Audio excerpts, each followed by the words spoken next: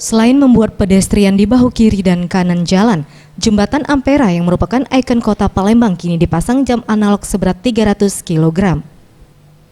Jam analog yang terbuat dari bahan logam berdiameter 5,5 meter ini membutuhkan waktu 4 minggu untuk penyelesaian pemasangan bodi jam. Jam analog raksasa ini berasal dari Jepang dan dirakit di Palembang dan memiliki alarm yang berbunyi setiap jamnya dan mampu bertahan sampai 40 tahun.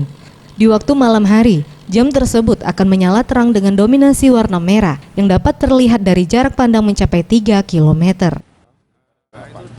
Diameter 5,5 meter. Ya, beratnya? Beratnya, untuk apa nih Pak beratnya? Untuk berat satu. Oh, satu itu. Satu itu. Itu kurang lebih 300 kg. Terus gitu. Untuk bahan ini jamnya sendiri logam atau apa? Bahan sendiri itu logam. Logam. Tim Liputan, Sriwijaya TV.